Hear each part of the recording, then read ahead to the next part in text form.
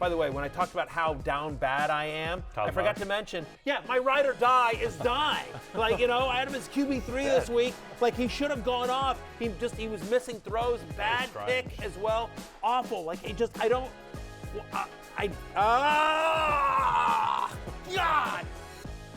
It's good to get it all out.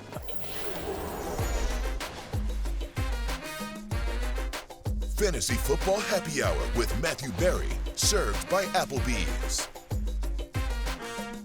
Welcome to the Fantasy Football Happy Hour Waiver Wire Day. Connor Rodgers, Matthew Berry, who's feeling so much better after the tough weekend, and Jay Croucher. I'm not at all, and I was You don't look great. No, I am not. I was just reading the comments.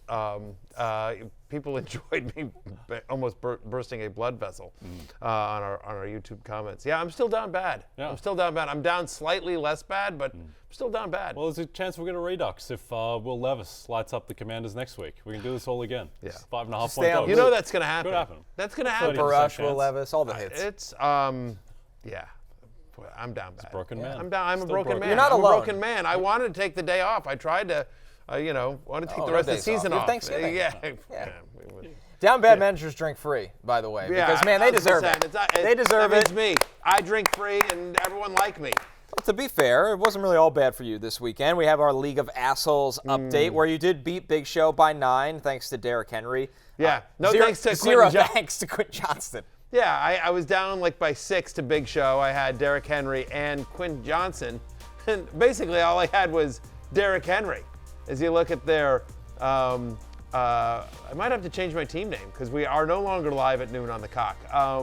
But anyway, Yeah, it's a retro name. Yes, it is a retro name. It is the name of the defending champions. I didn't want to Pacific. change up my thing. But it wasn't just me, by the way. The Grape Slappers get to join me in misery, even though I beat Big Show. You lost to Adam. Which is really hard for good. Adam. He's 2-9. You take a look at Adam's team as well, and it's very easy to see how he came in. What is he? He was 1-10 coming into this matchup. He has Dylan Lobby, who didn't score, Ricky Pearsall, who didn't score, an assortment of other bad players who did not much. Yeah, but, none of whom I recommended, by the way. He's like Matthew's ride and dies plus slubs. Like, screw you, Adam. You had one player. I think Ross St. Brown. I was about a Maybe 70% Kyler's chance to definitely win on Kyler. because I was a 70% chance to win, and then J.K. Dobbins got hurt, which was unfortunate. We might talk about that, but that really sunk me on the night. But it's okay. I'd feel bad for you guys, but you didn't lose on a Justice Hill touchdown. And Mark Andrews, who finally remembered that the season started. Good times. And Justin, and I still would have won if anyone could catch the football, Quentin Johnston. Yeah, you're Justin Herbert. Yeah, I mean, you got by both pass interference and some bad drops. Justin Herbert, also the over on his passing yards, don't cash for you. So there Really you go. fun. I'm up Great to game to 4. I'm watch. up to 4th. Jay still in 1st place. Connor down to 8th, despite the fact your team is very good. Yeah, I'm 6-6. Team's good. I do control my destiny, though. Is it actually that good? I have middle of the pack. I have Denny and Pete to close out the season. I think I'm going to make the playoffs.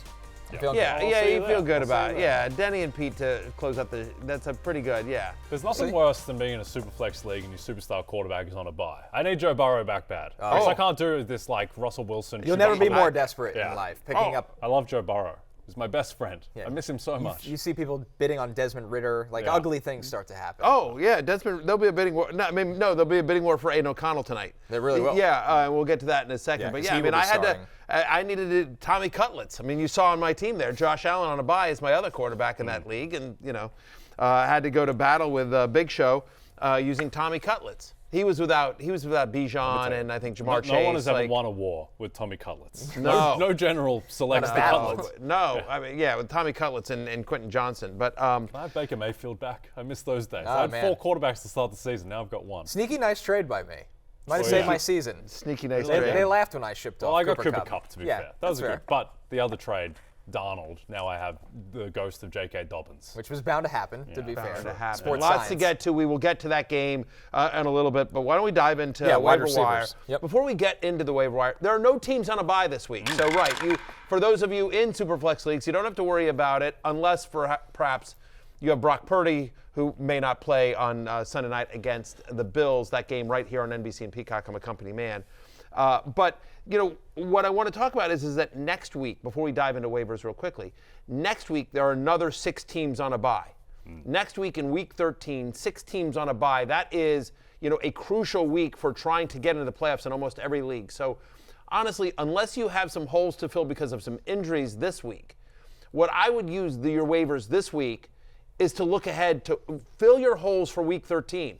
So you're not chasing a quarterback in week 13, that you're not chasing if you play in a league with defenses or kickers, or you're going to have some wide receivers on a bye. Try to fortify your week 13 bye weeks with tonight's waiver run or this week's waiver run. And so we'll talk about sort of that throughout the show. But that's kind of a theme because there's no teams on a bye. It's just replacing injuries or if you have somebody with a bad matchup that you don't love. Yeah, you mentioned Brock Purdy. Funny thing, Shanahan said that he's throwing the ball fine yesterday. Line moved from Bills -6.5 to Bills -7. So we'll see how that holds up. Baking in the lie.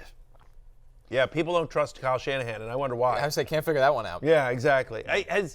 I need Coach Speak Index on this. My buddy Coach Speak Index on Twitter there does a great job. He tracks all the coaches, like how accurate they are, and I suspect that Kyle Shanahan's rating is one of the lowest in the NFL. He's got to be in the bottom 3. Yeah, he's got to be. The McCaffrey debacle alone probably sunk him. Well, there's accusations Brock Purdy's a system quarterback. His coach is a system liar. It's just what he does. Apparently, it's unbelievable. By the way, does Kyle Shanahan drink free? I mean, it says down bad managers drink free. Bad manager. Don't you think absolutely fits the bill? He's a down bad manager? He don't fits you the think? bill. Yeah, by the way, those Brian Daboll, those right? 6 teams on a potentially bye. Dan Quinn. I mean, Dan Quinn's on. Team's 7-5. 4 games last year. They already broke their win total. This is true. We've lost 3 in a row, and we got a tough schedule coming up. We'll get into that. All right, let's talk about waivers, though. So keep in mind the 6 teams that are on a bye for Week 14, not this week, but they will play into this conversation. What did I say? I said week. Damn it. You kept saying We're in week week 13. I kept saying week 13. We're in week 13. I meant for week 14. I love that Matthew thinks his team has a tough schedule. He played the Titans and the Saints the next 2 weeks. Then you have the Giants and the Eagles. Falcons. No. And the Eagles is the other one. No, the Eagles. We don't have the Giants again. We don't have the Giants. We have the Cowboys. We have the Cowboys and the Eagles. Which is supposed to be an easy game. It should be, but we just lost to the Cowboys. You can't count that as a win. That's true. And the Eagles are going to crush us. So the Falcons are, no joke. Yeah. Joker Jackson. We might be as well. Commanders might be as well. Anyway, so everything I said I meant about week 14. Use the week 13 waivers to fortify your team for week 14 when there are 6 teams on a bye. Connor, who are the teams on bye in week 14? Some big ones at the top. The Ravens in Houston. So you're going to be talking about Derrick Henry, Lamar Jackson, Nico Collins. Then the Patriots and the Broncos. A lot of people are winning with Bo Nix right now and Cortland Sutton. The Colts, Josh Downs is hurt, but plenty of people are starting Anthony Richardson, Jonathan Taylor, and the Commanders. Jaden Daniels, I know it wasn't pretty for a small stretch, but he's been one of the best quarterbacks in all of fantasy. So Terry McLaurin's a top 10 fantasy wide receiver on the season. This is like death row right here for win and get in for a lot of people. Yeah. So you need to be on your A game for waivers this week to save yourself for next week. Yeah. Let's start with DeMario Pop Douglas. Jaden Daniels is my other quarterback in our Do you know who he played Tommy last Cutlets. week? Tommy Cutlets will ride again. We'll see if he makes it. They might be scraping cutlets off the grill in available. Dallas on Thursday. All right, so Pop Douglas here, guys. Good target share for what this offense is, Matthew. Honestly, he's 69% available. They have the Colts, who are a secondary that can be beat. He's got 5 completed games with Drake Maye this season. He's averaging over 12 fantasy points per game in those games, over 21% target share in those games. And you mentioned Indianapolis. The Colts actually allow the highest catch rate to the slot this season, so it's a decent matchup for Pop Douglas, who's available in 69% of leagues. It is worth noting, he is on a bye in week 14. So again, if you don't need somebody for this week and you're looking ahead to week 14, Pop Douglas can't help you. He's on a bye that week. But for this week, if you're sitting there, because there are some wide receivers that are banged up this week, we do like him against the Colts. And the same could be said for Devaughn Vele, Jay, who the Broncos rookie wide receiver, 95% available for him right now. But another guy that he can help you out this week because of the looks he's getting from Bo Nix right now, especially in PPR format. But he will not be available as the Broncos are on a bye in week 14. Yeah, they are. And this week they play the Browns, which is, I think, a tougher matchup than some of the teams they've played recently. But the Browns have a weird defense where it's basically if Myles Garrett doesn't get home, then they are vulnerable to the explosive play. But Garrett is playing out of his mind. We'll talk about Myles Garrett later in the show. But Bo Nix just playing at a really high level, and Vele is benefiting from that. Kind of a more art house version of Cortland Sutton, but still producing all the same.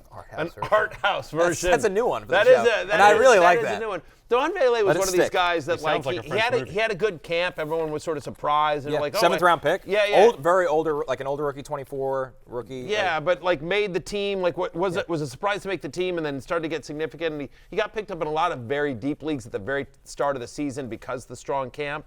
but then just hasn't been consistently productive until very recently. But again, over the last few games here, Bo Nix and him have started to develop a bit of a chemistry. But again, to your point, they have a bye in week 14, so he's just usable for this week or going forward. Again, because waivers is not just about, fortifying yourself for 2 weeks from now when week 14, when 6 teams are on a bye in week 14, but also about the fantasy playoffs as well, right? Start looking ahead to the fantasy playoffs. Where can I add some depth to my team? Where can I make my team the strongest for the fantasy playoffs? Yep. Matthew's brain barely hanging on at the moment. Just pressing buttons really for different frazzled. weeks. I had to drive over 2 hours to get to the. I was thinking more about the down badness. No, and I'm down bad. Honestly, seriously, I don't even enjoy winning. I mean, I'm glad I beat Big Show, fine, whatever. But I didn't even last night I was just sort of Yeah, it's like the Chiefs beating the Panthers. It was a little move on. a little Playing bit for of the that. Super Bowl. A little bit of that. I'm just so down bad that that doesn't even register. I have to. There has to be so much to get me back over the hump that it's just sort of a little bit whatever. I needed 33 points to survive in a guillotine league from Derrick Henry and Lamar Jackson. I got 34. So I did survive there. Happy. So you're on the way back. Okay. But yeah, my my bet cashed. Right. Herbert did not throw a pick. So whatever. But anyway, I'm still down bad. Still sad. Sad, All right, Maddie. We'll Sad find some solutions. Sad, Maddie. Maybe in the format of Jay after looking at that. Yeah, it's tough. Xavier Legette still Imagine you're my available wife. in 73% of leagues. Adam Thielen available against 75% of leagues. I think what matters here, Matthew, is that they have the Bucks this week, the Panthers right now. Bryce Young, best game of his career against the Chiefs. Yeah, Looked awesome. And not only has he looked awesome, but honestly, every week he's improved. It's not just he had one good day at the office. Since the benching, Bryce Young has looked like a legitimate NFL quarterback, and every week he's getting a little bit better, a little bit more confident. Maybe Dave Canales really is the quarterback whisperer. Honestly. Maybe Deontay Johnson was the problem. I'm just kidding. I don't actually mean that. Well, they got back Adam Thielen, right? And so you've got Legette, and also David Moore had a 30% target share. Now, again, Jalen Coker was out. All of us big Jalen Coker fans, cokeheads we call ourselves. We were the cokeheads were sad last week, and so we'll see. Gets sad. Yeah, exactly. It's always a roller coaster No when you're a cokehead. That is to say a fan of Jalen Coker. But listen, Legette to me is the guy that I'd prefer the most since week 7. He's got a 19% target share. He's had at least one end zone target in 3 of the past 4. Nice big target in the red zone for Bryce Young as well. As you mentioned, the Buccaneers give up a lot of fantasy points to wide receivers, 7th most on a points per game basis. Thielen's interesting because of how much they struggle against the slot, top 5 in terms of most yards per game allowed to the slot. And then if Coker can't go, and you're in a deep league, it's just worth noting. David Moore had a nice day at the office. And Connor, I don't remember what happened to David Moore, because I remember liking him a lot in Seattle. And I always felt like he could never get flashes. I know, he would always have these moments where, if David Moore could just get actual real run, I feel like every time he gets a shot, he's productive. I felt that way in Seattle way back in the day, and then he just sort of disappeared, and now all of a sudden he bounces back with a big Carolina, game against how many people knew he was just hanging out in Carolina? Right. I mean, this is one of those answers that only the coaches around him could know. Because, if you just watch him play, you're like, oh, maybe this guy should get another look. But then he disappears for a stretch of months again. I always thought the same way about Devin Duvernay. I always enjoyed Devin Duvernay's work. It just never really happened. Yeah. Well, I'll tell you someone who somehow is happening. Wan'Dale Robinson, the PPR merchant. If you're into Thanksgiving streaming, Wan'Dale Robinson is 53% available. He's got the Cowboys J in a game that I would like to say that you'd think they'd be chasing points, but they're only 3.5-point underdogs on the road, short week at Dallas. with Tommy Cutlets. With Cutlets under center. Explain this one to me. Yeah. Because this is my favorite line of the week right now. I know you do like it. I think the idea is that the Giants' defense isn't actually that bad It's because not? the D-line is really good. It's one of the better defensive lines in football, going up against the weakened Dallas O-line and Cooper Rush at quarterback, who may have been inflated by playing the Commanders' defense, which has regressed a bit. And also, I think there's this idea, too, that the Commanders' offense is a little broken and made Dallas' defense look better than expected. But I agree. I think that Micah Parsons coming back just changes so much. I think DeVito as well. It's funny. We're talking about Xavier Legette and Adam Thielen. It feels so much better about their quarterback situation than Wan'Dale Robinson's quarterback situation, which is a far cry from where we've been in the past. But do you think that DeVito's just untenable? Yeah, I feel bad saying this because he's been a great story. He wasn't really a quarterback prospect. He made the team as a UDFA, which you deserve a lot of credit for. but I don't think he wasn't great at Syracuse. Like, I'm a Syracuse guy. And then Illinois. I know. So it's been like it's a little Tim Boyle-esh. Like, you're like, how did this guy wasn't great in college? How did he even get here? Yeah. Like, honestly, I know it's harsh. It's a fun story. Like, it's a fun story. But it was fun last year. I don't think it's fun anymore. Right. It's not fun anymore. Like, I know. Who do you feel Wait, great about? Are you talking about Tommy Cutlets or this show? Pete said I'm not laughing. No. Yeah. Backup producer Pete, a diehard Giants fan. He's friend of the show, backup producer Pete, because he's actually been on the show. We've had him on the show. Talking about Giants quarterbacks. We're talking about Giants quarterbacks. Poor Pete.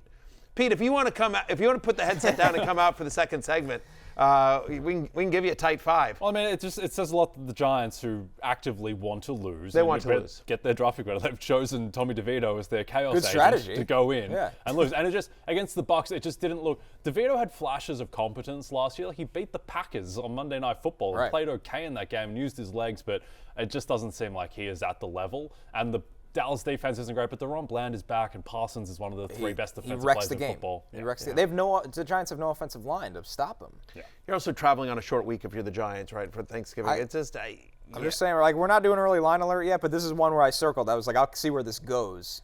Yeah, on the other side, Dallas has been awful at home this entire year. That's fair. They've been awful at home playing into this year.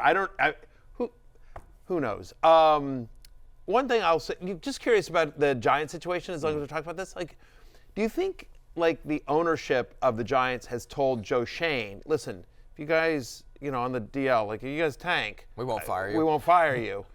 On the other hand, I have to believe that, and it's not fair because they made a business decision. Like, the Giants, I know the Giants are getting roasted for letting Saquon go. It was the right move. It was the right move. Yeah.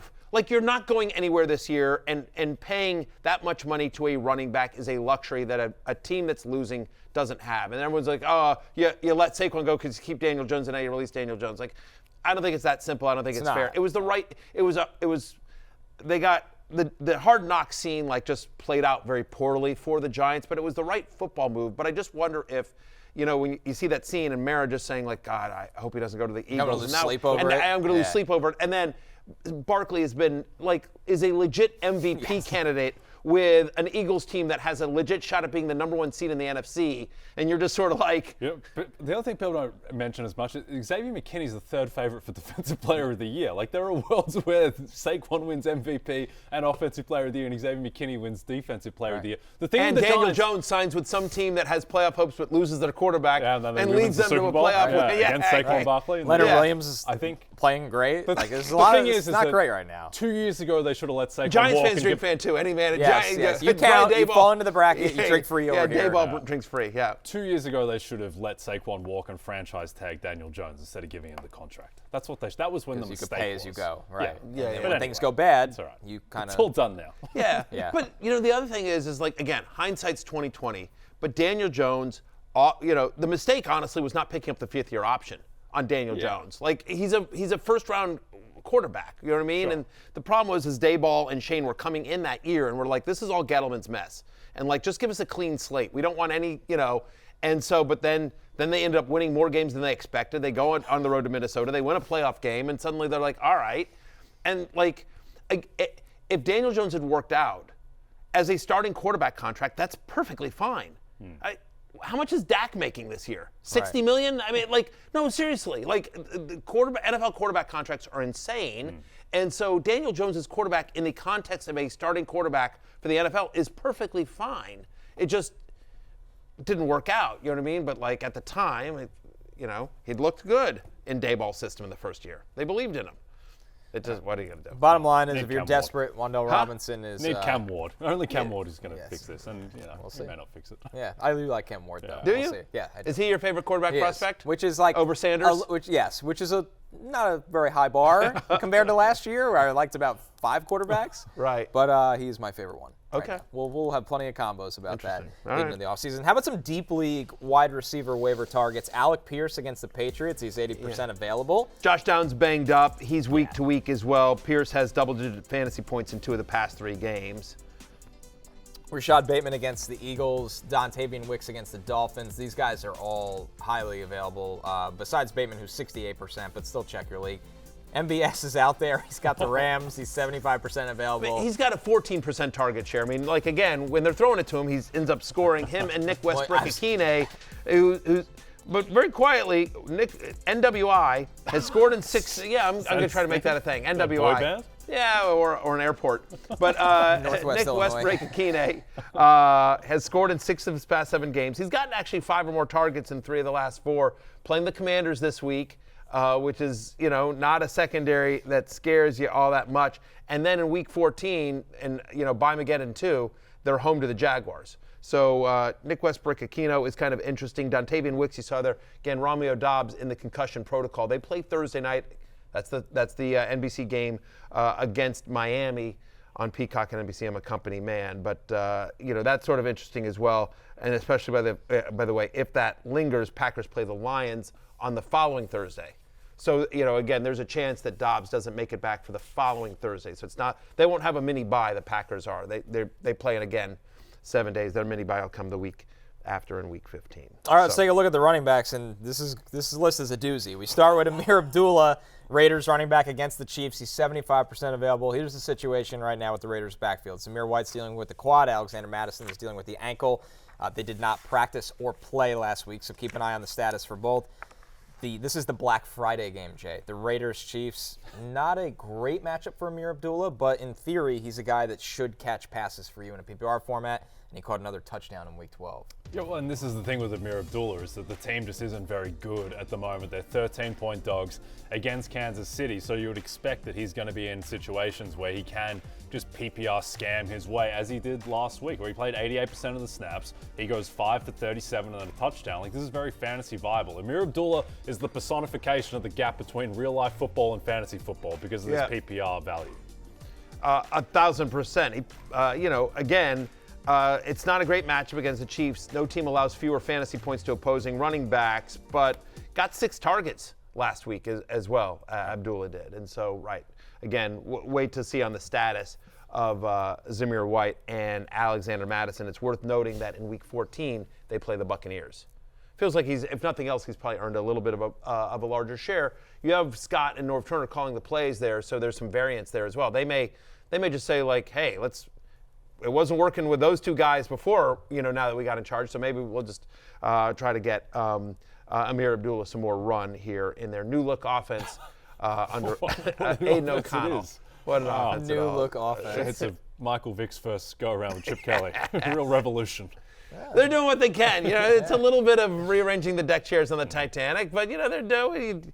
You do the best you can with the gig you got. How about Jeremy McNichols? Austin Eckler, just an awful concussion. That looked bad. He's in the concussion protocol.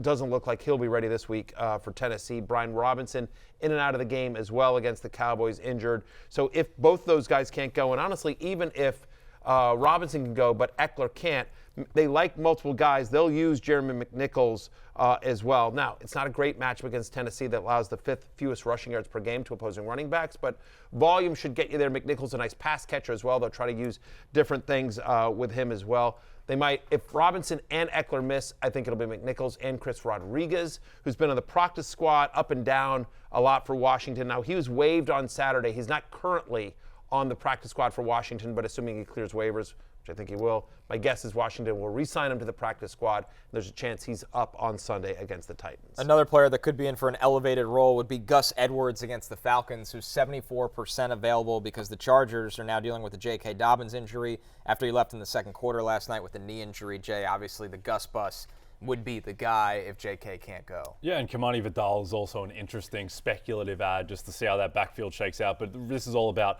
the availability of J.K. Dobbins. Didn't look great, and he kind of bent back. It looked, we don't know what it is, and there was no update from Harbaugh after the game. But the fact that he couldn't come back in such a close game after he'd started so well, too. He's just really carried on from that final run to beat the Bengals in that Sunday Night Football game. But Gus Edwards comes in. He looks like the guy. He didn't do anything outside of score the touchdown, really. But which is a story of his kind of fantasy relevance. Yeah, exactly right. And I think that they will run it if they do get in close. But look, this Chargers offense it's a really solid offense. Herbert is playing at a really high level. They go up against the Falcons team that is not particularly scary and just got completely eviscerated by Bo Nix. Chargers are 1.5-point favorites in Atlanta. That shows you where the Falcons are at right now. That coming off a bye, short week for the Chargers. Chargers still favorites. Traveling on a short week, all across country to Atlanta as well. The only thing I want to mention here, like we're mentioning Gus Edwards just, to sort of be comprehensive here because Dobbins, and there's a chance that Gus Edwards is starting running back next week, especially if you have Dobbins. But it's worth noting, look at the rest of their schedule after this. At Atlanta, then they're at Kansas City, home to Tampa Bay, home to Denver. So, honestly, only that Buccaneers game after this week that you feel great about. And then also, yes, Kamani Vidal, when Gus Edwards was out for a couple of games, Kamani Vidal worked as the number 2 with J.K. Dobbins, but we saw Hassan Haskins, and Haskins has been getting more run for the Chargers as well. So don't really know how. Again, you think about Greg Roman, who likes to use multiple running backs, or at least certainly did at Baltimore. Gus Edwards would be the one guy that you feel good about until you see something, right? Kamani Vidal, we've got that one wheel route. Right. We'll always remember it, though. We'll always remember that one wheel. Man, it was awesome. It was awesome. Everybody's but I'm just shook the fantasy world. Yeah. The other thing, too, is these teams coming up, like Atlanta, KC, Tampa, these are all teams that have been lit up through the air recently. Right. Not pass funnels. Kansas City are the ultimate pass funnel defense at the moment. Tampa Bay feels they've been a pass funnel for years. So it's not ideal in terms of the matchups, and also he's Gus Edwards. He's not the best running back in the world. I just want to quickly just talk about just because we've talked about Week 14 so much. Here's just a couple of matchups that I think are interesting in Week 14. Again, 2 weeks from now, when you've got 6 teams on a bye that you want to, as you head to waivers tonight and look in your league to see, Raiders are playing the Buccaneers, the Eagles are playing the Panthers in that game. The Titans are playing the Jaguars, as we mentioned, right? The Giants and Saints get to play each other. Steelers are playing the Browns. That's sort of interesting. Cardinals, Seahawks in that game. So just some of those are some of the Vikings, Vikings are playing the Falcons. Again, we don't feel great about Atlanta these days as well. So just those are some kind of interesting matchups that I think. But again, it's all league specific. The point is that look ahead to Week 14 as you're making look at your roster in Week 14 and then look who's available in your league and try to get ahead of it tonight. Let's look at the top insurance running backs available in 50% of leagues right now. Jordan Mason, obviously, an insurance option for McCaffrey. Braylon Allen, an insurance option for Brees. Zach Charbonnet, an insurance option for Kenneth Walker. If you have the big running backs, you'd like to have their backups. Tyler Algier fits the bill. Rashod Johnson, more available. Kenneth Gainwell. If you have Saquon, Jalen Wright has taken over Raheem Mostert's role, Matthew, so he becomes kind of notable. Ray Davis, who we've seen have flashes throughout his rookie year behind Cook. Blake Corum, if you have Kyron Williams, and Trey Benson, who has gotten some looks behind James Conner. Yeah, and again, as we talk about, we're heading towards the playoffs. So this is about, especially in a week, if you feel like you're actually in pretty good shape for Week 14, and you're looking at your team, and you're like, obviously, you don't really have needs this week. So again, this is all about fortifying your roster for a playoff run. And you're no longer worried about, hey, let me take a flyer on this backup running back and hope he pops, right? This is about fortifying what you've got right now. So if you've got the starter of a bunch of those guys, I would want to make sure, if I have Chris McCaffrey, I would rather have Jordan Mason on my team than Ray Davis, right? Even though if something happens to Cook, Ray Davis would be like a top 12 fantasy running back, I'd rather make sure I solidify the 49ers running back for my team than have Ray Davis without James Cook and hope that, maybe there's a chance Ray Davis pops. This is about fortifying what you have. One other name not on the list that I want to mention here is Emmanuel Wilson of the Green Bay Packers. Again, that Packers game Thursday night, Matt LaFleur mentioning the fact that he might get more run on Thursday night because Jacobs had such a big workload on Sunday in that home win against the 49ers that you might see, again, now they're playing Thursday night, the Thursday night game, right, against Miami. They're home to Miami. You might see Emmanuel Wilson get some more run just to try to take, that's a short turnaround for a running back that got as much work as Jacobs did on Sunday. Some quarterback options, a quick mention to Caleb Williams. And Wilson's been good if anything were to happen to Jacobs, I would, Wilson would be my number one pick there's a couple of guys in Green Bay, but Wilson would be the guy that I like the most. For quarterbacks, Caleb Williams back on the radar. He's got the Lions, and he's only 54% available, but definitely one to check. Rostered. He's 54% rostered, I think. So he's. I have available, but they might have bamboozled. They bamboozled. Yes, Pete bamboozled me. Yeah, do you believe that? It's because I didn't accept the Tyrone Tracy for Dontayvion Wicks trade. Pete, what's Pete trying to do? That's good revenge. Yeah, there is.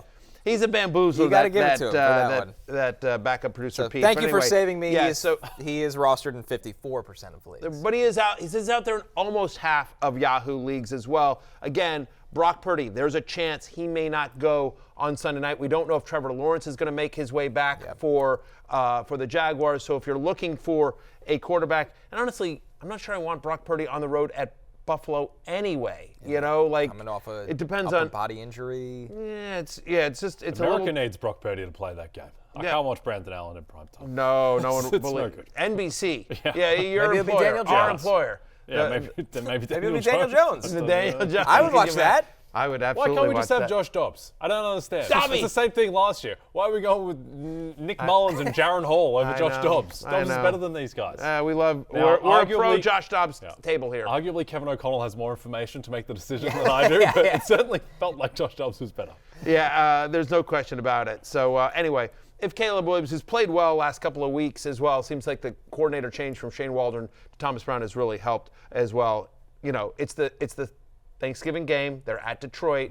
So you don't love that matchup, but I feel better about Caleb Williams than any of the other guys we're about to mention. I'll just say that. On Caleb, Detroit, scary. They're 10.5-point favorites. They might be the best team in football. Like, they are a pass funnel defense. They have arguably the best run defense in the game after the Ravens. And so through the air, they've been better. They have the great safeties, but Aiden Hutchinson's not there, and the pass rush isn't so overwhelming. So I think Caleb Williams is going to play well in this game. I think they're going to lose because they got the worst team and they're on the road, but I think he will play well. Yeah, listen, and he's been getting you points with his legs. He's been running a little bit more. He's made some unbelievable throws. And then you see week 14, he's out the 49ers, a no longer scary Niners defense at all. So certainly if Caleb Williams is out there, he's worth looking at. One more thing, they're 10-point underdogs, so they will be chased. In theory, they should be chasing points in an indoor game. Yes. You like that? Yes. In fantasy. So I am scarred from last Thanksgiving when I had a big position on the Detroit Lions as I believe 8-point favorites against the Green Bay Packers. And then Jared Goff had an implosion, the likes of which you rarely see. One of those Jared Goff games where it just feels like the body just kind of breaks down and like, why is the ball coming out like that? That's not how people throw footballs. So we'll see. I think he's probably beyond that, though he did throw 5 interceptions. He did. I was just going to say, he maybe got that game out of the way. It was the Houston game. He got that out of his system. He's just good for 2 a year. 2 a year from It's like the Jared. 0-0 in roulette. That's what it feels like. It might happen. Be careful. What do you think about the second name on my list right there? Aaron Rodgers against the Seahawks. Wow. You are in bad shape if this is who you're starting at this time of the year. There's a reason I'm drinking free. Yep. 65% available, though, so he qualifies. He's had multiple touchdown passes in 3 of his past 4 games, 4 of the last 6. Just feels like he's good for sort of 2 touchdowns, and he'll throw a pick or whatever. He's not going to get anything with his legs, but he's good. Right, but he's literally good for like 15 to 17 points. Feels like he's like 225 and 2 touchdowns kind of locked in there as well. 3 of the last 4 quarterbacks that have faced the Seattle Seahawks have scored at least 17 fantasy points. The only one that hasn't, of course, is my ride or die, Kyler Murray. So I'm down bad. In this game, the Jets are 2.5-point dogs at home to the Seahawks. It's about time. The Seahawks were just dogs at home to the Cardinals. Like, this is where the Jets are at. Do you think this Rodgers injury stuff, is it like he's, carrying a severe, is this real? I think he has like 4 different things. Let me ask another question as well. Because I don't know if you noticed this, Jay Croucher, but in the League of Assholes, I noticed that one Connor Rodgers, host of Badlands, the second best Jets podcast out there, Yes. picked up Tyrod Taylor. I did say that. Yeah. Yes. One of the notifications I got in between your ridiculous NBA pickups last night. You were at work again last night on the waiver wire. I was. The 2 a.m. waiver wire? Yeah. I think Keeps me up at got night. dropped, I believe. Well, he was injured, so he's bad, and he wasn't going to play. NBA fantasy was a terrible idea. Nobody plays. Nobody plays in the NBA ever. My entire roster could play. On my bench for weeks. Yeah, I don't think he finishes this season. No, I don't think Aaron so. Rodgers. Yeah, that was and the thought behind. and in our league, Tyrod Taylor would have Tyrod value. Taylor is like striking in oil. Oh, Yes. If Tyrod Taylor gets a start, like And I don't with his need legs, I have Baker Mayfield, Justin Herbert, and Sam Darnold. Why people are starting wow. Tommy? Look at you. But look at you. I Brady, like just the- I like kind of being League of Assholes. Yeah, exactly. I don't want Just anyone else like, to have yeah, it. exactly. I had a roster spot. Wow. Yeah. So And you and could our use a trade deadline Tyrod Taylor. And I could. But our trade dedeadline has passed. Oh, yes. But I think that's interesting, and I noticed that, and I was like, that's actually smart. Don't think he finishes the season. I actually, Tyrod would have been really fantasy viable this week against Seattle, but sure. they have a couple matchups. They have Jacksonville down the stretch. Yep. So my thought was, if you get maybe Tyrod Taylor against them, he's going to be a start-worthy quarterback. Rodgers says he's not going to finish the season. I'd be very surprised. Will it be injury, or will it just injury in quotes, or will he just say like, hey? I think it'll be injury. I do think he has like 4 different little things, but when they're mathematically limited, there's no reason for him to play at this age with multiple injuries. Yeah. I like the analogy of Tyrod Taylor as oil. Picturing you on your phone like Daniel Day-Lewis and There Will Be Blood, just picking up Tyrod Taylor. I'm a quarterback, man. What's the theme to the Beverly Hillbillies? Like, we loaded up the Jeep and, we head to the Meadowlands. Yeah, exactly. Yeah, something like that. All right. Drake Maye is still out there as a quarterback. You know what? He's available in almost over 80% of Yahoo leagues. Now, he does have a bye in Week 14, so it's worth noting there. But, again, his next 4, Colts bye at Arizona, at Buffalo, should be chasing points in all this. In his 7 starts this year, he's averaging 39 yards rushing. He's got at least 37 pass attempts in 4 of his last 5 completed games. So, I mean, he's running. He's throwing a decent amount as well. Again, you're down bad when you're down this far on the list. But I do think Drake Maye, because of the legs and because the Patriots' defense has sort of fallen off as well, he's fantasy viable. Yeah, I mean, the good thing is with Drake Maye in fantasy is when he makes mistakes, they're still chasing points. Yes. So I'm not thinking against him. He's not working with much. I think he's been much better than what he should be considering the environment. 1,000%. I've been really impressed. It's just he's making rookie mistakes. I think a lot of people were like, but you don't want Drake Maye. He's only started a handful of games in college. Doesn't have that big resume.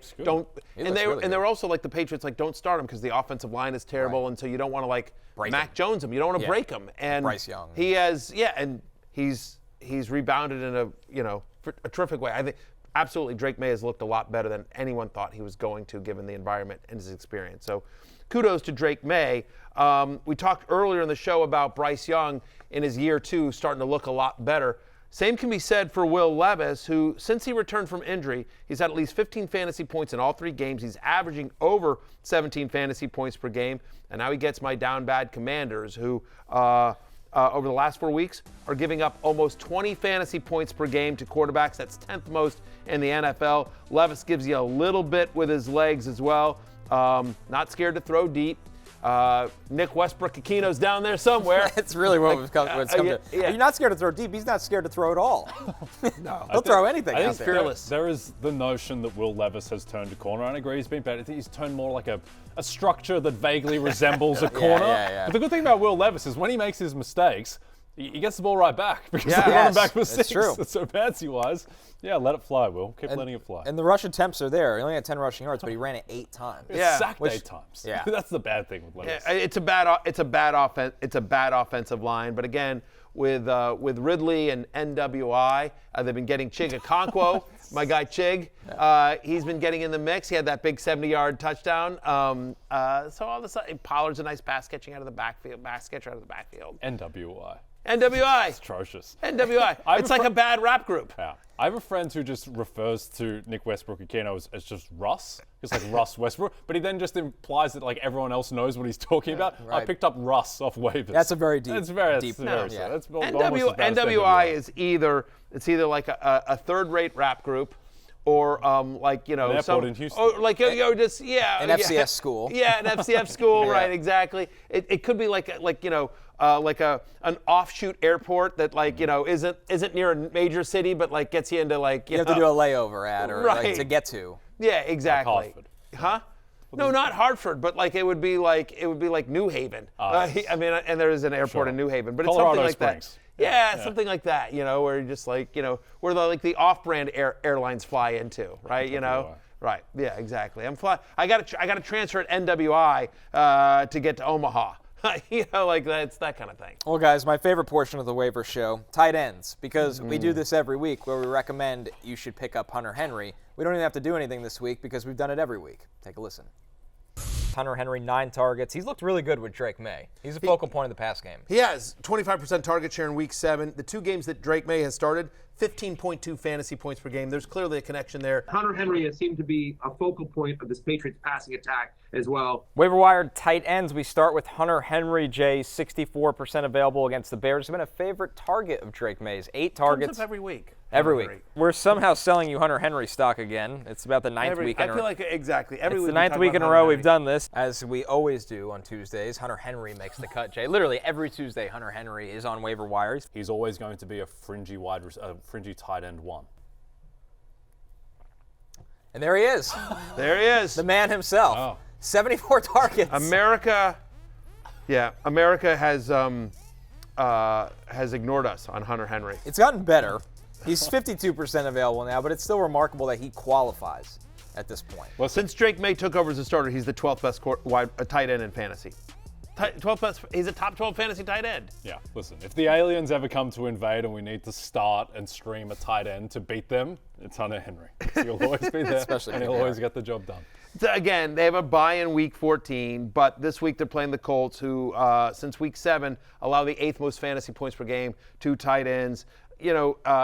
Last week, it wasn't even a great week, right? Last week it wasn't a great week. He 5 for 44, but still got 8 targets. Still finished as a top 15 fantasy tight end last week. Again, the bar is so low, but Hunter Henry is, a touchdown-dependent high-end tight end 2, low-end tight end 1. And just like Hunter Henry, Zach Ertz is kind of the runner-up in this category here, Matthew. Talk about him every week, too. Every single week we talk about Zach Ertz. He's got the Titans. He is also on a bye in week 14. But the target share has consistently been there in this offense. 20% on the season. That's 8th highest among tight ends. And he's got at least 14 fantasy points in 4 of the past 6. Caught the last second touchdown last week for my Commanders in their heartbreaking loss to the Cowboys.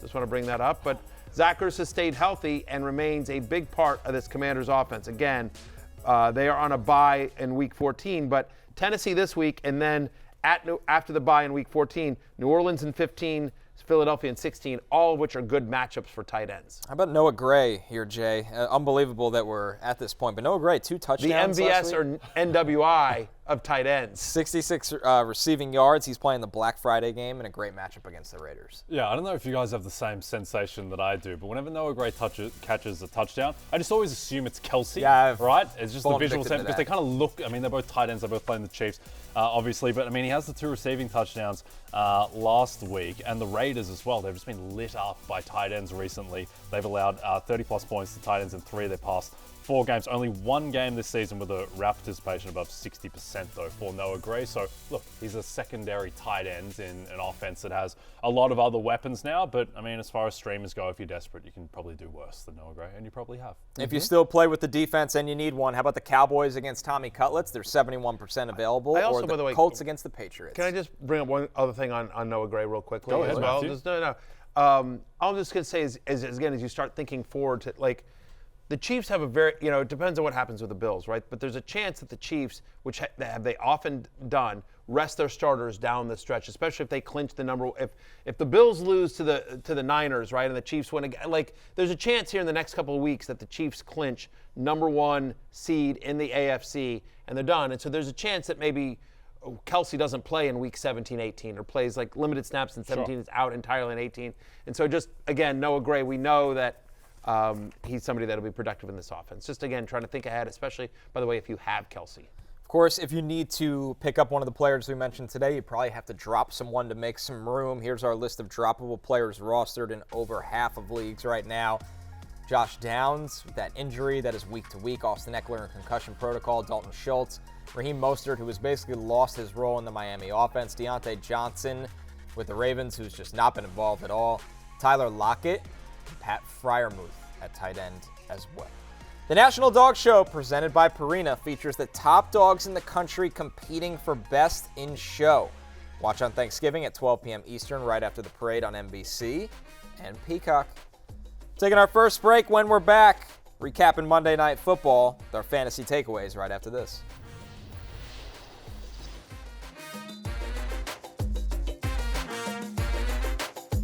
Jay, what do you like? I like Josh Palmer over 36.5 receiving yards. 6 of his past 7 games, he's gotten to at least 36. Now he's had a couple near misses on 36 on the dot. And so Josh Palmer, I think, goes over 36.5 receiving. What about you, Matthew? My actual bet is Justin Herbert under half a reception, under 0.5 interceptions. Look, he's got the lowest interception rate among quarterbacks this season. He's got 1 interception in 277 attempts. I think Herbert stays clean. I don't think he has his 2nd interception all season long tonight. So give me Herbert under half an interception tonight. I like Herbert a lot tonight, too. Listen, I like his over on passing, 258.5. I was a little surprised it wasn't on the public board. He's cleared this 4 of the last 5. This is his best matchup. I agree. Out of the 6 games, this is the best matchup. So I would like have taken this bet if you hadn't taken it yeah, already. we'll take an alt line. Say 275. You guys can host Glad the I rest of didn't the take show. that alt line. Yeah, screw this. I'm not hosting the rest of the show. I don't blame you. Yeah. I know that's backup producer Pete doing to you what Right. he normally is to me. Right. It's the CD Lamb jersey. It just screwed you. It doesn't look right. It doesn't look And right it on you. affected your bet. Well, I'm relying on it again when I take Cowboys minus 3.5 at That's some true. point Yeah, this yeah, week. yeah. So. I will say I think you got totally It was screwed a on horrible that. viewing experience. Oh, yeah, I'm sure. Quentin Johnston would still be running on that crossing route. 1,000%. That crossing route, and there was probably like 80 yards in pass interference. There Like, was. I It mean, definitely like 4 felt that different way. big plays that like. Josh Palmer could have had 130 yards. Easy. Herbert missed him on a deep one. Yeah. That's why it's betting. You still cashed, I still cashed, but I don't you know should how have I had cashed. to. Well, I didn't really have to sweat it out because he went over in the third quarter. But Yeah. if Josh Palmer only get 38 yards, the guy should have had 80. He It was open a unbelievable. ton Yeah, last I just night. kept Yeah, going missing. there was. That's the loud. Not kidding aside. That's the loudest I've heard Chargers fans when they were booing the drops. Yeah. It I got- didn't know it- they had that many fans. Good It for was them. it was painful. That's like you started to feel bad for Quentin Johnston at some point. It was a bad day at the office for him. First game this season with 0 fantasy points for QJ. He'd had double-digit fantasy points in each of the previous 3 games. He's only the 3rd wide receiver this season with 5 or more targets and 0 catches. Rashid Shaheed, Calvin Ridley, the other 2 as well. I mean, that was just a brutal drop. There's nothing, there's nothing else. he had to have it. Wide open. It's a crossing route. the game.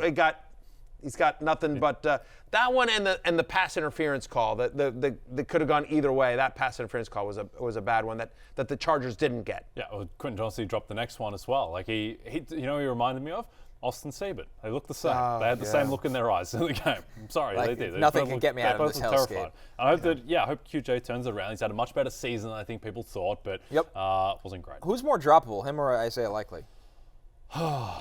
That's a tough one. I think they're in the same sphere of droppable. I mean, didn't you have Quentin Johnston ranked like, I'm not potting you on this, but you had him ranked like wide receiver 23 or something coming into this week. So that is a level of upside as someone who can be the wide receiver 2 for Justin Herbert. 1,000%. Like, I mean, again, he got 5 targets. If he makes a catch, I can't make them catch, but all I can say is like, hey, here's an opportunity that I think he's going to have. And I thought, hey, he's going to get 5 or 6 targets in a very good matchup against a bad defense. And honestly, again, he catches that, takes it to the house. Yeah. Like everything, The game probably goes into overtime. Not to over exaggerate, but like there's a very good chance that game goes into overtime if he makes a couple more plays. Yeah, so I think likely is the How it more goes. droppable because of Johnston's upside. Yes, I agree. Likely. How about this is more one, Matthew? droppable. Who would you rather have the rest of the season, Zay Flowers or Lad McConkey? I think I'd rather have Lad McConkey. 5th straight game with 50 or more receiving yards. He's averaging over 16 fantasy points per game during that stretch. It's only his 3rd game this season with below of a 20% target share. And for Zay Flowers, for me, I feel like the Chargers have much fewer weapons. I feel better about McConkey's week in, week out production than I do about Flowers because they have Andrews. They're taking deep shots to Bateman. They've obviously got Derrick Henry. They're always going to run with Lamar as well, and then, hey, Nelson Aguilar. I just feel like there's more weapons on Baltimore. They're both great. I'd like to have both Zay Flowers and Lad McConkey, but in the convoluted, weird game that backup producer Pete is making us play, I would prefer Lad McConkey to Zay Flowers the rest of the way. In theory, Dontayvion Johnson also exists as Yes. well. Right. Purely in theory for the Yes. time being, but he may surface at some point One when more. he stops falling over. He's Yeah. constantly falling over on these Mark roads. Andrews or Will Dissly? I would take Mark Andrews just because of I think he has more touchdown equity in that I agree with offense. But Will Dissly's been great. Great story, but Mark Andrews for me. Will Dissly at least 8 fantasy points in 5 of the last 6 games, but to your point, only 1 touchdown this entire year as well. Mark Andrews just is such a big threat in the red zone. So I agree with you. I would, and again, this convoluted, weird game that no one out there has to play, but sure. I prefer Mark Andrews to Will Dissly rest of the way as well. But Dissly is legit. Dissly is a legit, top 15-ish tight end the rest of the way, like in the hellscape that is the tight end position in fantasy this year. Will Dissly is very viable. Nice to see Mark Andrews get a 24% target share. That was a season high for him. He's now been over 20% in 2 of the last 3. So it just feels like finally, he's not Mark Andrews' top 5 tight end, but at least he's Mark Andrews viable fantasy tight end again. Yeah, and not to pile on the ref because the decisions are difficult in real time, but when Andrews caught the touchdown pass, like the fact that all the Ravens just immediately celebrated even though it was really complete, they just all knew, like everyone on the field knew except for the ref. Like, it wouldn't be close. Andrews like, what are you talking about? Very Like, strange. it's clearly a touchdown. It's very strange. Yeah. Everybody just ran to the side of the ball and said, let's move on. Yeah, super weird. We talked about Dobbins and Edwards already as well, but Herbert's going to continue.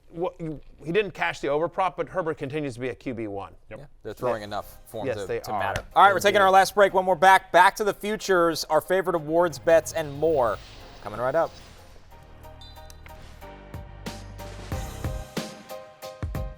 DraftKings Sportsbook is the #1 place to bet touchdowns, and new customers can bet $5 and get $150 in bonus bets if your bet wins. Download the app and use promo code Barry when you sign up. DraftKings Sportsbook, the crown is yours. Yeah, sure, that thing. I was going to say, the crown is Jay's and mine. I don't know if it's Connor's. Okay. Back to the futures time. Go ahead, Jay. What do you got? As we show you the Defensive Player of the Year board, is there something non-TJ Watt related that jumps out to you here? He is the favorite at -200. Yeah, I think that's ridiculous that Watt is so short at this part of the season. I like Myles Garrett at +1,200. I think he should be more like +400. He has 52 pressures to Watt's 29. He has 10 sacks to Watt's 7.5. He has a better pass rush win rate. As he said after the game, when he destroyed Watt on Thursday Night Football, he is Edge 1, he is the DPOY. Yeah, I'm with you. I'm just going with a different name. Danielle Hunter. I actually gave this one out over summer. He was 50-1. Now he's 16-1 because he has 10.5 sacks. He's got 5 over his last 2 games. He's got more sacks than TJ Watt. He's got more quarterback hits than TJ Watt. He's +1,600 on a winning team. I know it hasn't been pretty for the Texans, but I think they're going to get back on track. I love Danielle Hunter at 16-1. Sure.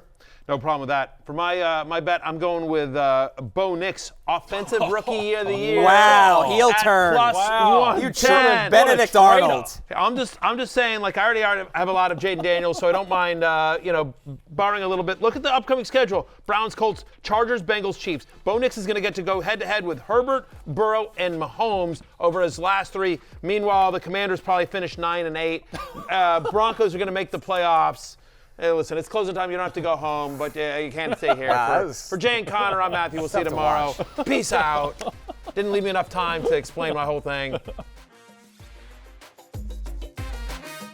Hey, it's Matthew Berry from NBCSports.com and RotorWorld.com, and I want to thank you so much for watching whatever it is you just watched, or if nothing else, being too lazy to click out of the autoplay after this video started, after whatever it is you actually wanted to watch finished.